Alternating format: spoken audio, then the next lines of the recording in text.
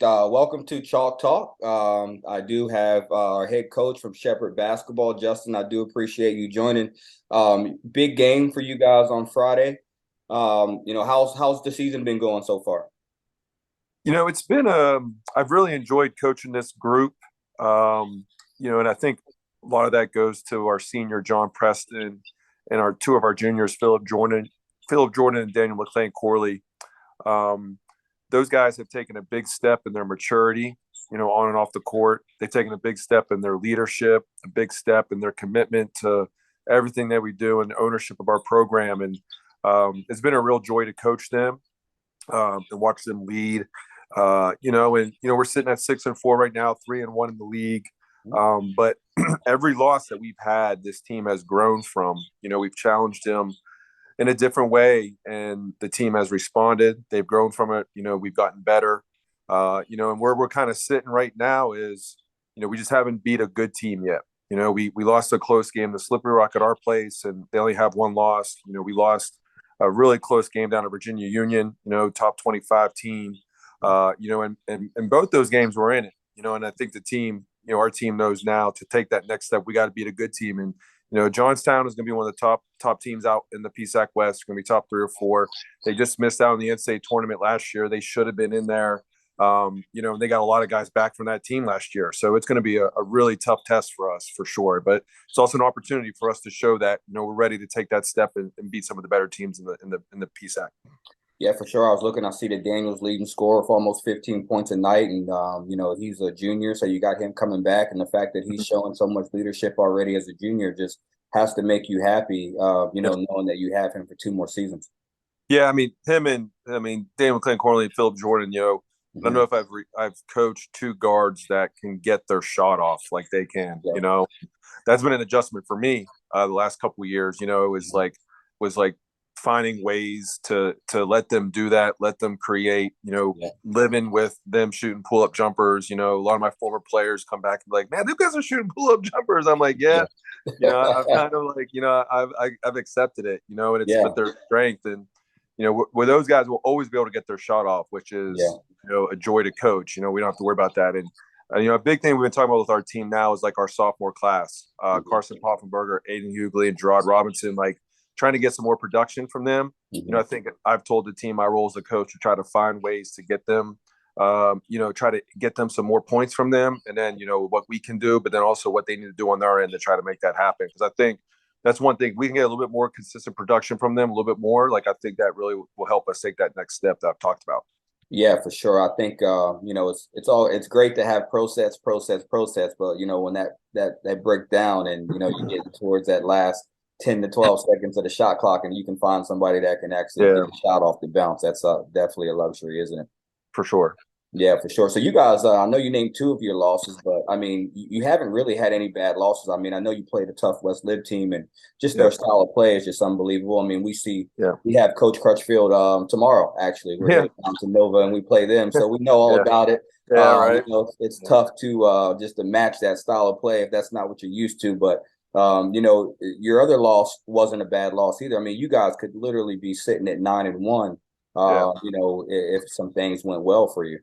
Yeah, I think, that's the thing. And, that's where it's been very clear, after each game, like what we need to do to get better, after the Frostburg loss, that was when, I think PJ had like 5 turnovers, like our guards, like DC and PJ, we can't have you guys have a blow up game. And then our forwards, like Aiden Hughley and Carson Poffenberger were passing up shots, and then we kind of figured it, and on my end too, we kind of tweaked our offense after misses, what we're trying to do after a miss. And like, that was real productive. And then, Slippery Rock, they're a good team. They had a lot of good pieces. But, that was kind of where after that game, it was definitely like, we need to have that defensive toughness. And that's something we've talked about all year. That's one of the few teams that shot, almost 50% against us. I think they might have, but we've been really solid defensively all year. And it's just a matter of, it's taking that next step of getting those big games. And it's after that Slippery Rock game, and it kind of showed up in Virginia Union a little bit, like, this is a game of possessions. We're not going to play perfect, but we need to execute what we do as many possessions as possible. In each of those games, we got away from what we do a couple possessions, and that's where the difference in the game, and like, I'm not saying we have to play perfect, but we got to execute what we do and take whatever happens after that. If a guy's on fire, as long as we're chopping our feet and our closeouts, contesting the shot, making sure we check and rebound, like that's all we can do. So it's really just focused on what we can control. But this team has already just showed so much growth. Our last 2 wins were back to back on the road. It was our 3rd back to back of the year. We talked about trying to get, winning both of them. We were able to do that. Winning on the road last year, we were not very good on the road, and already I feel like we're showing a certain defensive toughness on the road and at defense travel. So we're always going to have a chance. So that next step for us is just taking that next step, and, like you said, like, would I like to have some of those games back? Yeah. But I think moving forward, if we're able to correct that and, start to beat some of the better teams, I think I'll be real happy where we're going there in the January and February. Yeah. If I'm not mistaken, you guys only giving up about 64 points a night, right? Yeah. I mean, we're really stingy defensively. Again, it comes back to, Philip Jordan. He's our point guard. He's just a tough physical defender. And John Preston if you would have told me, 6 months ago that he was going to be our defensive stopper, I would have said no way. And he's just really committed himself, rededicated himself this year. And he also, not only just like the work on his body and working on his hips and be able to move laterally, but he has really taken advantage of synergy and watching film and watching other teams' best players and learning their tendencies and knowing what the other team's trying to do. And he's just eating that up. And I think that's helped him a lot. If we can get more of our guys study the game and study the opponent like he does, like that's going to help us a lot. Yeah, for sure. We tell our guys, you don't want us to micromanage you, then that means, you got to watch the film. And when we come into film, you should already know what, the coaches are going to say, and it should be well, once we say it. So I think, like you said, winning on the road, we always say you always got defense in your hip pocket. So, the ball might not always be falling, but you can always rely on your defense, and you guys getting road wins just attest to that. That defense, and that's a mentality. Win on the road is an attitude, a mentality that championship teams have. So I think you guys are headed in the right direction there. Talk to me a little bit about the switch from the MEC or the WVIAC that you've been there since 2009, correct? And then you guys had to make the switch into the PSAC. And I know people talk about the PSAC with football, but you guys have a tough conference basketball-wise as well, and IUP is now the #1 team in the country. How is that switch for you, and what are the differences that you see between the MEC and the PSAC? Yeah, I think, when I was in the MEC, I used to get upset at some of the PSAC not playing us. I wanted to play some of these teams, and some of the teams weren't playing us, so I was like chomping at the bit. We get in the league, and we've struggled since we got in the league, so I got what I asked for there. Yeah, I think the biggest thing is if you look at both conferences, like both conferences have like all-American type players, like all region players, like they have very good players. If you would have asked me this like 12 years ago, when I first started, PSAC was definitely known to have more of like a physical inside presence. Like they had the prototypical, when I was a kid watching like Karl Malone, Charles Barkley, like those type of power forwards who were more inside presence. That was definitely the case in the PSAC. I think it was more of a defensive oriented conference. It was a bigger, the players were bigger, but in the Mountain East, the WBIC, more high scoring, more wide open, 4 out, 1 in, 5 out, 5 out. In that time, I think the PSAC has adjusted. There's a lot more teams that are playing 4 out, even a little 5 out, a little bit more perimeter oriented. But the thing is I think top to bottom, the PSAC is it's extremely tough, and it's not a knock against MEC. It's just the coaches in this league, like they scout you to death, like a lot of the coaches live scout, which never happened in the MEC. Like some of the PSAC coaches live scout you. I felt like when I first got in the league, it was like everybody knew what we were doing, which is nuts. And even to just like little quirks with the schedule, like I think one of the issues we faced when we were in the Mountain East was like the travel, asking guys to travel 6 hours, playing a game, stay on the road for another day. That travel really wears on you. And you look in the PSAC, in the East Division, our travel is great. When we go against the West, like those are some trips. We went to Erie, 5-hour trip, Erie.